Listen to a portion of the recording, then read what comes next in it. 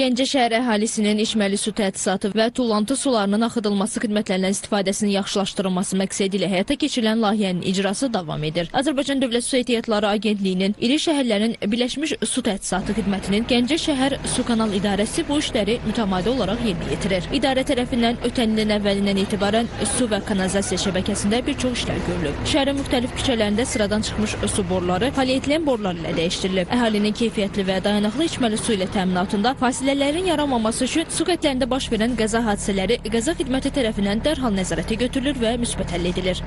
Hal-hazırda biz dayandığımız küçə Elmbəli küçəsidir. Görürsünüz, layihə işləri, su kanalizasiya layihə işləri davam etdirilir. Ümumiyyətlə, Gəncə şəhərində su və kanalizasiya layihəsi çərçivəsində 855 kilometr su xətti, 813 kilometr kanalizasiya xətti nəzərdə tutulmuşdur. Demək, bundan 500 bu günə qədər 543 kilometr su xətti icra olunubdur.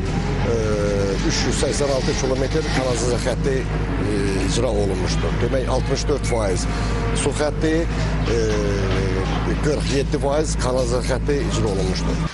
Yeni su tədrisatı ilə təmin olunmuş şəhərin böyük bir hissəsində abonentlərin ünvanlarına su sayğacları quraşdırılıb. Artıq Gəncənin tarixi küçələrində yaşayan sakinlər təmiz içməli sudan daimi olaraq istifadə edə bilirlər. Əvvəllər su problemi yaşanan ərazilərdə indi fasiləsiz içməli su tədrisatı qurulub. Şəhərin Ozan və Firdovsi küçələrinin sakinləri görülən işləri müsbət dəyərləndirirlər.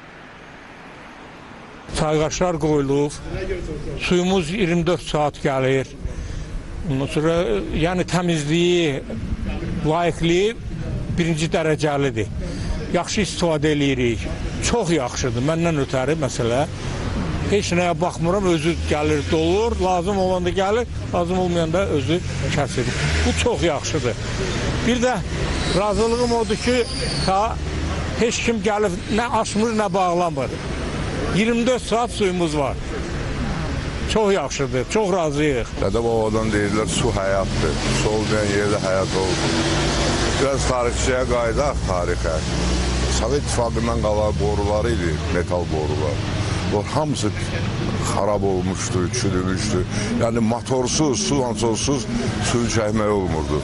Bugün Allah'ın bugündən şükür 24 saat suyumuz gəlir. Hava oraya təmiz, keyfiyyətli. Çox razıyıq, sağ olun, əziyyət çəkənlərə biz minnətdarımızı bildiririk.